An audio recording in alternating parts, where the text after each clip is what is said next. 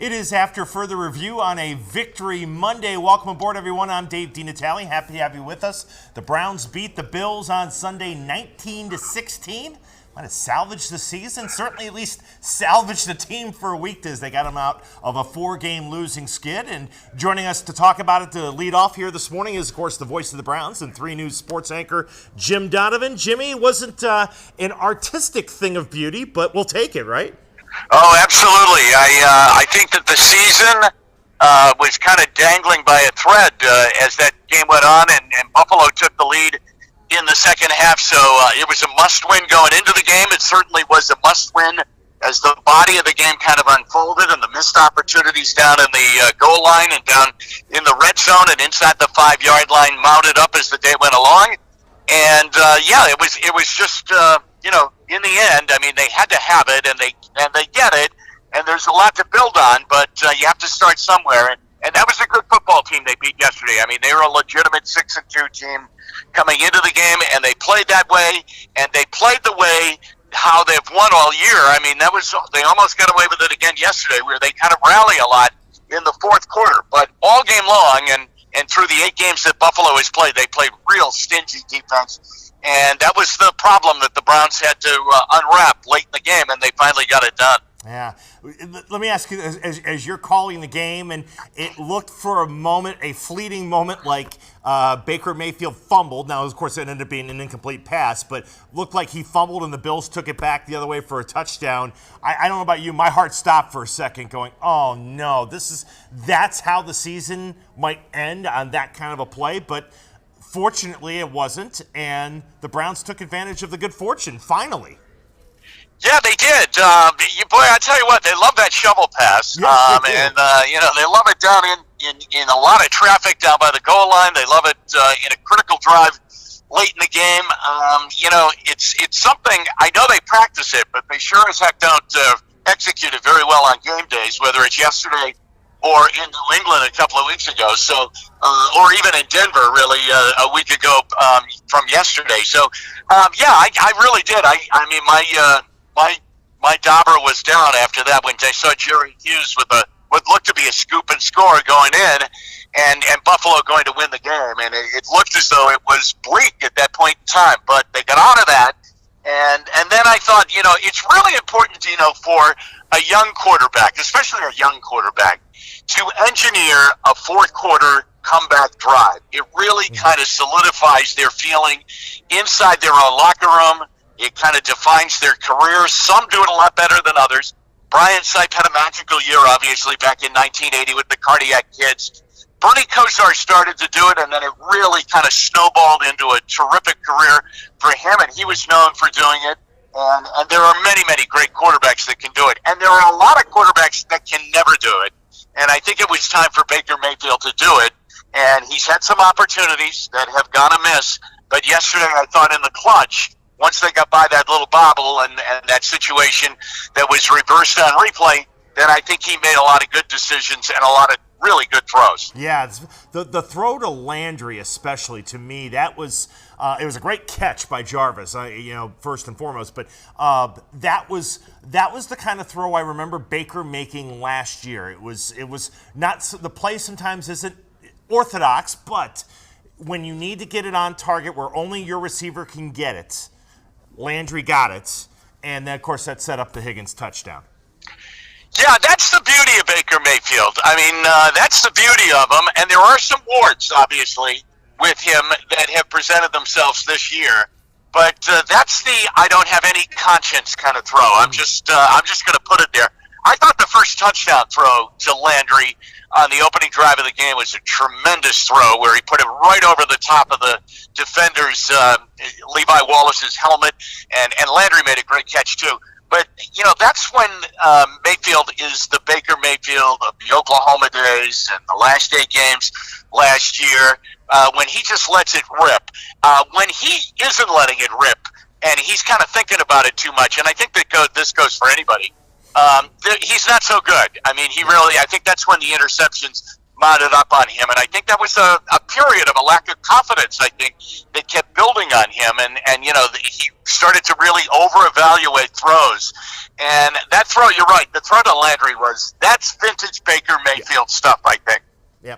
One thing we had talked about leading up to the game was the excitement of not just having Kareem Hunt available for this game, but the idea that the Browns were going to play Hunt and Chubb, your adopted son, on the field at the same time. Right. I saw some stats. I guess they were on the field 28 plays together. Nick Chubb gained 113 of his 116 yards with Kareem Hunt on the field with him. That worked out pretty well, I thought. I could do without, as you said, I could do without the shovel passes, but I thought the two of them on the field together, that was pretty formidable at times. Oh, I think it was great. I think it's only going to get better, too, the more that they, are together. And I think once they get some tackles in here that can really solidify that offensive line, I think it will even be really much, much better. In a lot of ways, they're both the same kind of runner. I mean, Chubb is a really powerful runner with deceptive speed. Hunt is a very, very fast runner, and he's got deceptive power. So when you throw it all together, I mean, you have two backs. I mean, that I would be, if I'm a defensive coordinator, I would be concerned now with the Browns coming up on my schedule, even if I'm the Steelers and the great defense that they've been playing now in this winning streak that they bring into Cleveland on Thursday night, because they're usually, when you have a two-back setup, I mean, and we all know it now because it's across the landscape of the NFL, you have a power back, but then you have a change of speed kind of guy, kind of a quick, elusive guy. Even Buffalo yesterday, Frank Gore is kind of a straightaway power running back, right. But Devin Singletary was kind of an elusive, get out on the edge kind of running back, kind of built lower to the ground.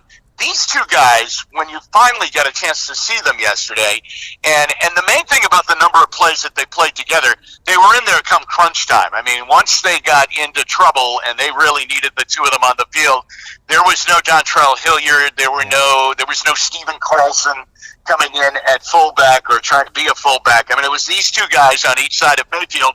And if you're looking into that backfield, that's a real problem if you're a defensive coordinator, because both guys have got home run hitting type ability where they can take a play and make it a big play, if not a scoring play. So I think this is going to be really something to watch now over the last half of the season. The thing about Hunt that amazed me, I mean, I knew he could be a good receiver, and obviously he was the NFL's leading rusher a couple years ago, but he blocked very, very well for Nick Chubb. Very unselfish, made some plays, and I think the guys on the TV broadcast compared it to, and I hadn't thought about it, James Lofton did. Was the game on TV, Dino? The game was on TV? Yes, I thought it was just on radio. I actually had the TV on for a little bit. But James Lofton talked about Bo Jackson and Marcus Allen. Just that two home run hitters. Yeah. You had a guy with the versatility though of Kareem Hunt, kind of like Marcus Allen, the ability to catch, block, and run. Yeah, and I think the other thing that's important is that they like each other. I mean, they really get along. They're very, very good friends, and Chubb has been a real guiding factor during a very tough time, obviously, for Kareem Hunt, sitting out the 8-week suspension and, being with the team in the offseason and kind of in limbo, waiting for the NFL to hand down whatever punishment they were going to hand down against him. So I think the fact, and that's the old Mack and Biner combo, because they really got along very well, and they had very, very different kinds of talents. But these two guys really get along well. They root for each other. I mean, Hunt said that yesterday he described Chubb as an amazing player. In fact, he called him a beast. I mean, and he is. I mean, Chubb is a beast. And all us Donovans are beasts, even if you're an adopted son of one. And I think Hunt is just a player that had yesterday, I mean, he even mentioned it in the locker room after the game. I mean, he was very emotional during the game, almost to the point where he was going to shed a tear or two when he heard the crowd rooting for him. And after he made a big run or a catch, I mean, the reaction to the crowd was heartwarming to him. And the fact that it was in his own hometown playing for the Browns, I mean, made it even more emotional. But I think they got a really good thing there. This was, I don't know if it was worth the wait. I would have loved to have had him at the beginning of the year. Maybe we'd be sitting in a better situation than we are now. But, okay, it's underway. I like it. In fact, I think I'm going to love it, and I think all Browns fans are going to love it too.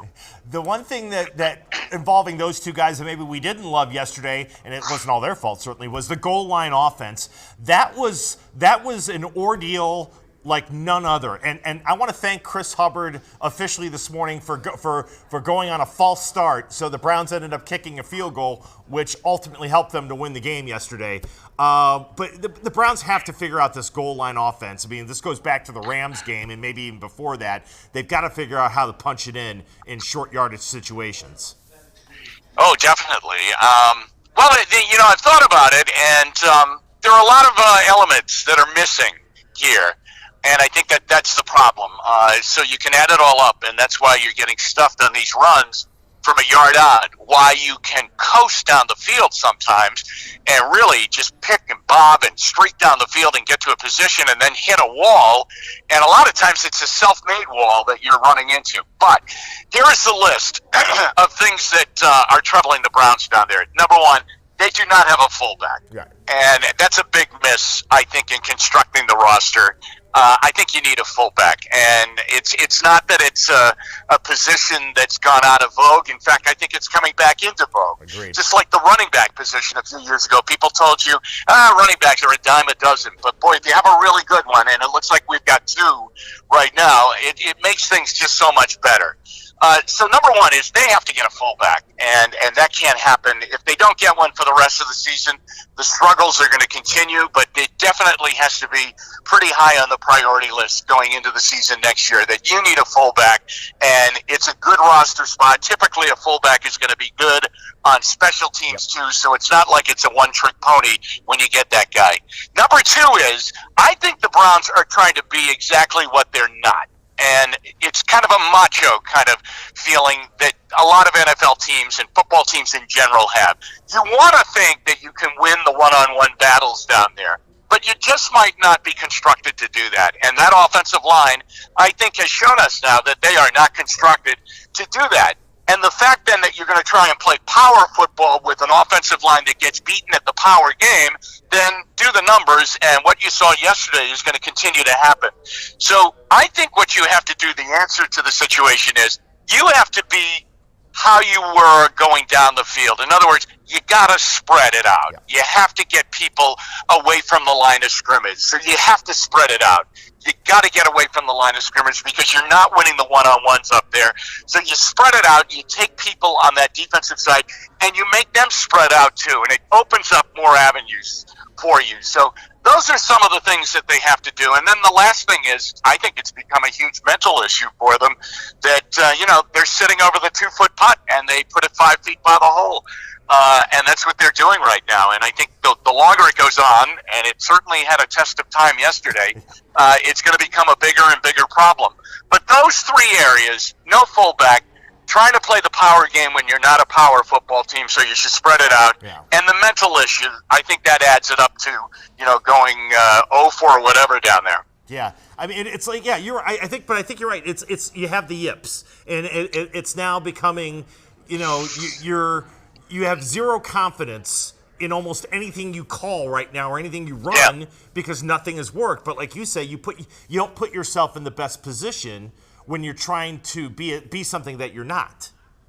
Yeah, and I mean, you take a look at even the last one when they got down to the 7-yard line after the great catch by Landry, and it's 1st and goal. And sure enough, they try an outside run with Chubb, and he gets back basically to the line of scrimmage. And now it's 2nd and goal. And I think once these failed attempts and these downs start to run through, like the old days of our lives, like sands through the hourglass, so are the days of our lives. Once these plays start slipping through the hourglass, I think the pressure mounts on them, and it gets to an unmanageable situation for them as far as stress is concerned. But once they spread it out on 2nd and goal, well, then look what happened. I mean, Higgins is wide open. There should be easy throws down there, Dino, and I think it's because I really believe they're packed in too tight, and they're not constructed to do that. They need to spread it out and give Mayfield an open throw like he got yesterday to Higgins. Once they spread it out on 2nd and goal from the 7, I mean, he was wide open. And it isn't amazing what happens. We talked to Jim Donovan here on After Further Review. Isn't it amazing? It's like, welcome back. You said it on your call. Well, see, I was listening. Welcome back, Rashard Higgins, because he was such an important part of Baker Mayfield's development last year, and even early, very early this year. And then he gets hurt, and then he's becoming kind of the forgotten man. But he can play, and there's a comfort level with he and the quarterback. Yeah, there really is, and you needed a comfort factor because the game was hanging in the balance there. And as much as you'd love to see Odell Beckham Jr. make a one-handed catch in the end zone, or Landry do what he did earlier in the game, the fact of the matter is Buffalo was constructed and defending to take that away, and they were doing a very good job at it. And they have a great secondary. Not only a cornerback, I mean, that kid Tre'Davious White is a tremendous corner for them, and that was an incredible battle to watch all day when he went up against OBJ all afternoon. But, I mean, they have great safeties, too, with Poyer and Micah Hyde, and they have good linebackers that can drop and cover. So, I mean, they are the third best, highest-ranked defense in the NFL coming into the game, and I definitely can see why. But Higgins just has a way. He's just got a way. I mean, he's got, these guys like Edelman has a way of finding an open spot for the Patriots and Tom Brady. And, most days Cooper Kupp has an ability to do that for the Rams. And even the guy yesterday, Cole Beasley, had that ability to find an opening in the middle of the Browns defense and sit in there and give Josh Allen a target to throw to. That's what Higgins does. And on another point, I'll say this, Dino. I mean, I think that I think it should have been Higgins all along. But I have to tell you something. It is fast becoming a wasted season if we're waiting on Antonio Callaway. I mean, we've sat through a 4-game suspension and then getting back up to speed and having a horrible game in San Francisco on that Monday night game where he looked like his head was in Cleveland rather than in San Francisco. And whatever the heck went on yesterday, the fact that he was disciplined for something and didn't even dress, hey, I have to tell you, that's becoming a huge disappointment and a waste of time, and the Browns don't have a lot of time to waste right now with players like that. No, not when you're trying to turn a season around. One last player I wanted to bring up with you, and then we'll talk quickly about the Steelers. Denzel Ward, I thought, was terrific yesterday and reminded us again why he was the 4th overall pick last year. I thought he was terrific. He's healthy, and, he really, they picked on him early, they picked on him often, and he was ready for it yesterday. Yeah, he really was. And no shame on the first play to get a pass interference penalty. I mean, those are coming in big numbers right now all across the NFL. I mean, there isn't a pass play now that if the ball falls incomplete, that everybody in the stadium and both teams and coaches all look to an official to throw a flag because you just anticipate now that there's some kind of interference. So there were 2 great corners on the field yesterday, one for them and one for us. Tre'Davious White for them and definitely Denzel Ward for the Browns. I thought he was exceptional all game long. I mean, I just thought he was terrific the entire game, and I think Greedy Williams, got better as the game goes along, but there are times that Greedy Williams kind of coasts a little bit and loses his man in coverage, and that was not the case yesterday with Denzel Ward, and that's the difference, as you said, from being the number 4 pick in the draft and Greedy Williams falling into the 2nd round.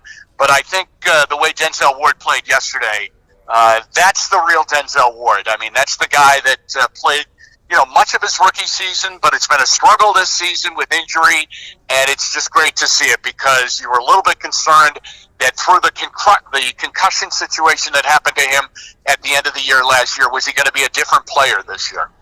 Yeah, and it was fun to see him back to his form, his Pro Bowl Hawaii type form yesterday. Jimmy, to wrap it up, this is going to be a quick turnaround. I mean, this is something again that if you want to be thought of as a team that can be a contender, you've got to be able to turn right around from a win Sunday and come right back on Thursday and beat your rival at home, and that's what the Browns have to do. Yeah, I think it's going to be an incredible atmosphere down there. It always is, no matter what the records are. But this one's got a little bit more spice to it because both teams have been through an awful lot coming into this game on Thursday night. I mean, the Steelers lose Ben Roethlisberger, and before that have a tumultuous season last year where Antonio Brown's a pain in the neck and Le'Veon Bell never showed up.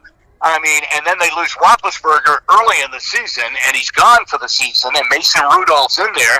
And what are they going to do? How are they going to come back? And they were 1-4 at one point in time, and they really changed the way that they did things on the fly. I mean, they just said, hey, what do we have right now? Well, we think we have a good defense. Okay, even let's make it better. Let's trade for Minkah Fitzpatrick and shore it up that way. And we'll let the offense grow, probably in a slow type of pattern, but we'll let it grow, and we'll just let Mason Rudolph kind of manage the football game, but we'll play great defense. And I have to tell you, that's exactly what they're doing. And they are really a team right now that is heavy defense with just a sprinkle of offense, but it's proven to be the winning number for them. And Mike Tomlin and his staff have done an amazing job in resurrecting that team this year, and they're playing really well coming in here. But beware. I mean, beware of Minkah Fitzpatrick, beware of T.J. Watt, beware of Cameron Hayward and those kind of players, Devin Bush. I mean, they really are a terrific defensive football team right now. And on offense, they make some plays, and that's what they do. But that should be a fun night down there. Now, if you're the Browns, I still think, and I'm still kind of holding out hope, that there's a game out there, and let's hope it's Thursday night, where it's just going to explode. It's not going to be so much of a tussle to try and get points. Everything's going to click for them, and it just kind of explodes, and they just let somebody have it. And it would be great to see them, do that to the Steelers on Thursday night. That would be a great turnaround quickly in a matter of 4 or 5 days for the Browns. Indeed it would. Jimmy, we appreciate it as always, my friend. We'll look forward to seeing you later on tonight on What Matters Most in the front row, okay? All right, Dino, take care. All right, that's Jim Donovan, the voice of the Browns, and our sports anchor here at 3 News, joining us here on After Further Review. The Browns beat the Bills 19-16. We'll get the thoughts of Ben Axelrod, 3 News digital sports reporter and producer here in a couple of minutes. I want to first our Twitter question for the next 15 minutes or so we've got the show. Who gets your game ball following Sunday's 19-16 win by the Browns over Buffalo? Rashard, I gave you 4. You can only get 4 options. I should have, in retrospect, there was one I left out, and I shouldn't. I can't believe I left him out, but I remembered it with Jimmy. Rashard Higgins, Nick Chubb, Kareem Hunt, or Baker Mayfield. Now, Jarvis Landry certainly could have been one of the 4. And some of you have given me him as a write-in. No problem with that. But I got to tell you, the other guy was Chris Hubbard. As I thought about it when we were talking with Jimmy, it sounds so crazy. It's like, oh yeah, a guy that commits a false start penalty, and we're going to reward him. Yeah, because the Browns couldn't score in the goal line situation. Couldn't do it. And because of Hubbard's false start, they didn't have to worry about it. All they had to do was kick a field goal, and ultimately that proved to be the margin of victory, 19-16. So right now, 50% of you are voting for Nick Chubb, 19% for Baker Mayfield, 17% for Rashard Higgins, and 14% for Kareem Hunt. Davis says on Twitter, vote for all 4 of you. Bradford says, not a game ball, but I'm thinking it's going to be sad when Jarvis Landry's no longer on the team. He's still on the team. He's not going anywhere right now. Anthony Marini says the defense. Let me get that for you, partner. There you go. Mogo says juice. Yeah, I have no problem to give Jarvis Landry the ball. Dave Reich says, I think it should be Jarvis. Without the catch, we are not close to winning. On Facebook, let's see. We had a couple things. We'll get some more here. Chris Hubbard, David Wright says, deserves the game ball. His false start gave the Browns 3 points. Ben Axelrod is here with me now. You just tweeted that as well. Yesterday, we were kind of joking about it, I think, on Twitter. But in retrospect, that was the best thing that could have happened in that scenario. Totally, and you go back to the situation, and I'll have to remember what the score was, but I think they just needed a field goal to go back ahead. I think that put them up. I can't remember the scores and the way it all shook out, but if they kicked the field goal, they went ahead, and that's what they wound up doing. And you look at the personnel they put out on the field, they were going empty backfield again with the wide receivers bunched up together. It just was nothing. I think it was a 9-9 tie. It might have been a 9-9 tie. And I think they kicked the field goal to go up 12 down, I think.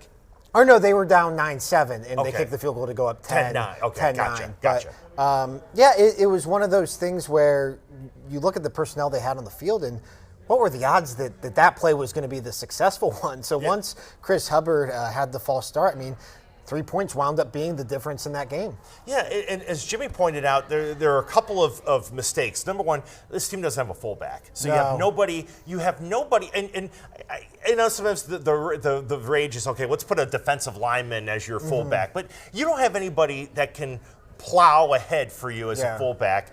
This offensive line isn't set up to be that kind of an offensive line. And right now, this team has zero confidence in that scenario. So you add all that up, and you're not going to be successful. Yeah, it's one of those things that I know all 53 roster spots are valuable, but if you can have a spot for a long snapper, if you can have spots specifically designated for special teams players, like I don't see how you can't have a fullback or at least a tight end who's versatile enough to play in that same capacity. I mean, look at how many receivers they carry on a weekly basis, how many cornerbacks they carry. I find it baffling that they don't have a fullback. And really, I mean, it's not to pick on the Browns because a lot of teams have trended in this direction. It's a dying position in the NFL. But, certainly the way that those two goal line sets shook out kind of back-to-back there, it certainly put a spotlight on that absence of this roster. Yeah. Most important thing out of it was the Browns got a win. It wasn't a thing of beauty for sure, but there's still life in this season, and there can be a lot more life if they can turn around and beat Pittsburgh on Thursday night. But the opposite is also true. Yeah. I mean, you lose to the Steelers Thursday, and you get that 7th loss. With 6 games to go, I don't know how comfortable I am at that point now with thinking that the season is going to be anything more than at best 500 or probably a little bit below 500. Yeah, I mean, this season is hanging on by a thread right now as far as playoff hopes and living up to the expectations before the season is concerned. I mean, they put themselves in such a hole at 2-6, losing to the Titans, losing to the Broncos, failing to beat one of either the Rams, the Seahawks, or the Patriots. They need to win, every game for the foreseeable future. And any other loss is just going to put them in too big of a hole to recover from. Now, on the flip side, the schedule is favorable. I know I saw Jake Trotter from ESPN tweet that according to ESPN's FPI, they have the easiest schedule remaining in the league. I was just looking at another analytics site that they had them at the 3rd easiest. You just look at the teams. Pittsburgh twice with Mason Rudolph at quarterback, Cincinnati twice. Cincinnati might be joining the 2017 Browns as far as 0-16. Yeah, they're not. I don't know where the win's coming from for them. The Miami Dolphins in a couple of weeks here. The Arizona Cardinals. There are some favorable matchups for the Browns. I'd imagine they're going to be favored in most of these games. But, even after yesterday, I don't know how much of a benefit of the doubt you can give the Browns. But they win yesterday. It may not have been pretty, and they live to fight another day. What did you think about Kareem Hunt in his first game as a Brown? And I loved the fact that they had him and Chubb in the backfield at the same time. It's like, bravo. That brought, with everything else of a struggle that yesterday was, I enjoyed that. So many teams talk about doing that with 2 running backs on the field, but you rarely see it. And for the Browns to go to it so early and to do it so effectively, I thought was a really promising sign.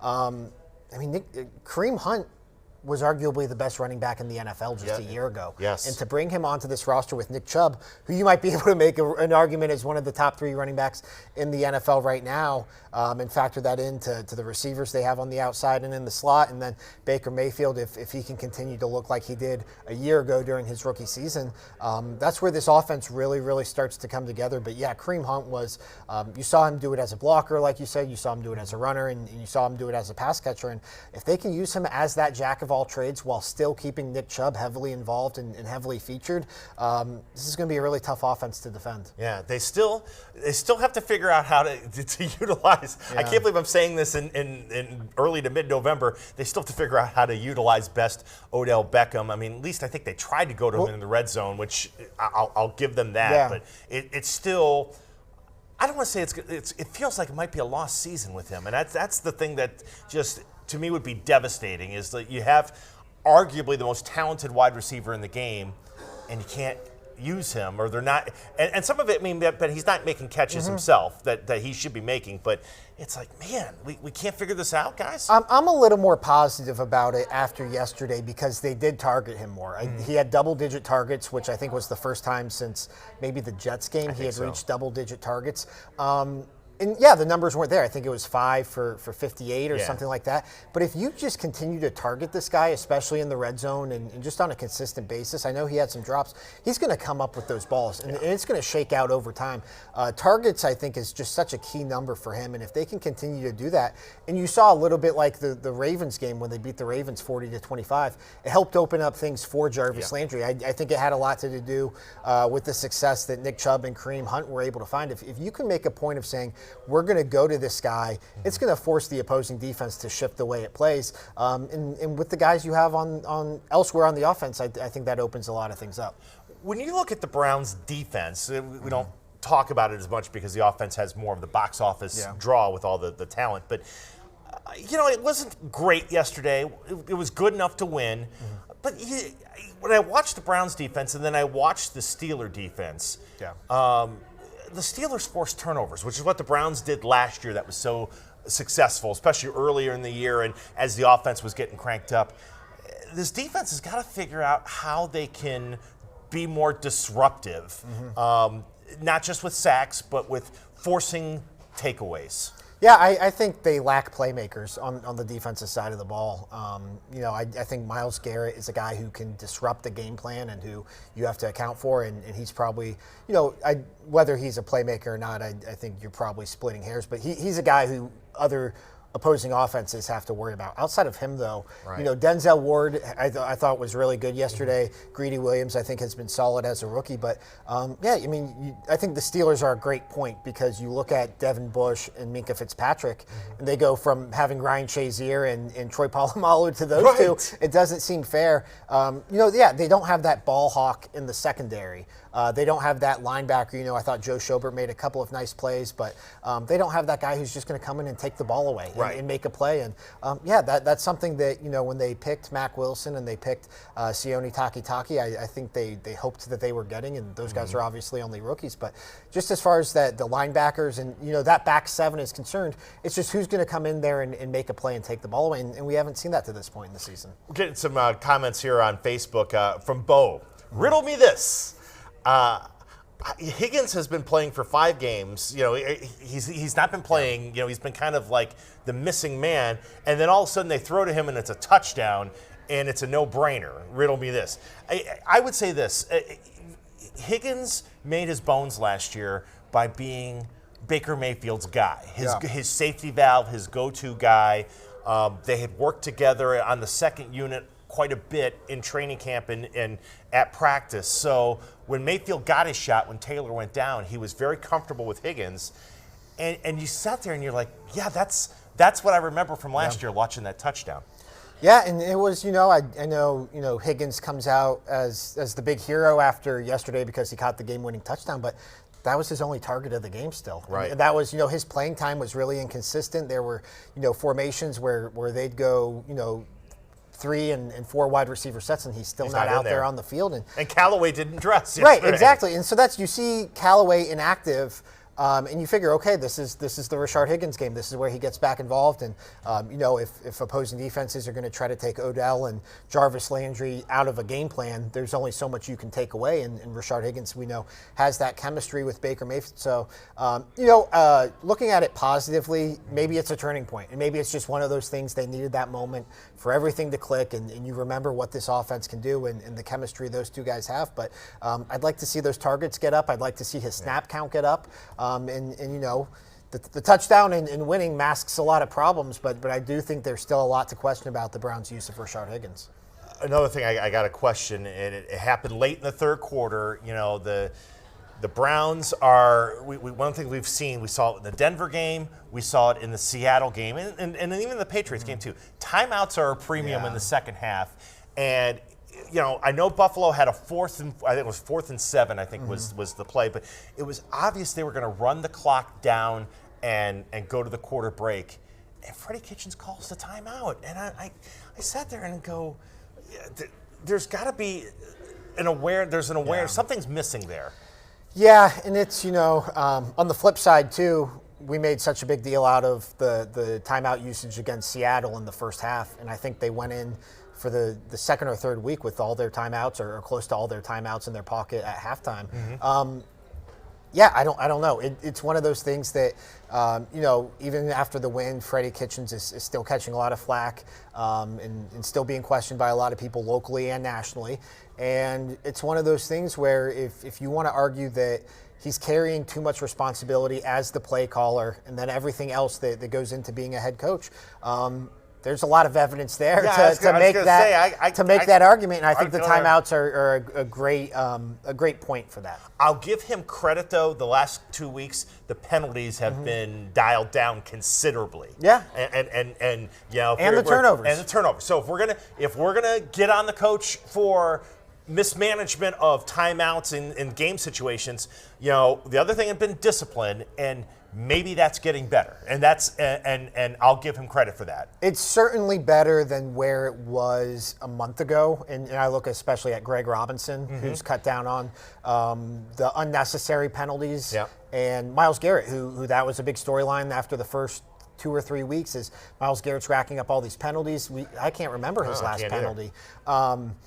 They still, they got away with a couple of late hits yesterday. There were a couple of times where they took shots at guys heading out of bounds or going out of bounds. Greedy got away with one. Greedy got away with one, and I think Mac Wilson got away with one, maybe two.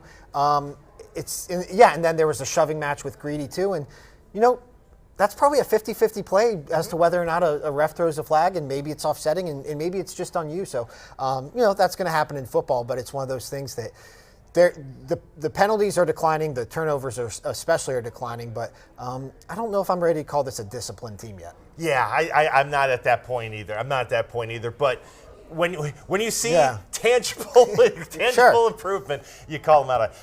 Ben, as always, my friend, Absolutely. I appreciate it. We'll look forward. What do you got? You got the Odell Beckham report today? I know Matt's working on the Baker report. OBJ report, doing a little write-up now on where the Browns stand in this playoff picture, what needs to happen over the course of these next 7 weeks. It's a long way to go. Yep. A long mountain to climb, but there's still a long way to go. Definitely. My friend, as always, I appreciate it. Thank you. Ben Axelrod again. He'll be writing more about yesterday's win and where the Browns go from here at WKYC.com along with Matt Florjancic today. So make sure you check that out. A couple of final notes before we get out of here. Just checking the poll again. And you can vote on this until tomorrow. Who gets your game ball following the 19-16 win by the Browns over Buffalo? Half of you say Nick Chubb. I have no problem with that. 19% Baker Mayfield, 17% Hollywood Higgins, 14% Kareem Hunt. But again, Bobby D also said, dude, that false started. Yeah, give Chris Hubbard credit, man. Part of me sat there and was like, boy, did he do that on purpose? I don't know. Probably not. But you know what? It may have saved the game, and ultimately, we'll see. Could it have saved the Browns season? Only time will tell. Well, guess what? This is going to be one of those crazy weeks because the Browns play on Thursday. We'll have another one of these on Friday morning. I want to let you know our conversation with Jim Donovan. We won't have a Donovan and Dino today. It is presented by Master Pizza. Remember to download the Master Pizza app and earn pizza points from Master Pizza. Taste above all. But plenty of Browns coverage throughout the rest of the day at WKYC.com, and certainly tonight on What Matters Most at 6, the front row at 7, and What's Next at 11 with Jim Donovan. All right, that will do it for us. Thanks to everybody for all your questions and your comments and your voting in the poll. I'm Dave DeNatale for Brian Crane, Ben Axelrod, and Jim Donovan. Thanks for watching After Further Review.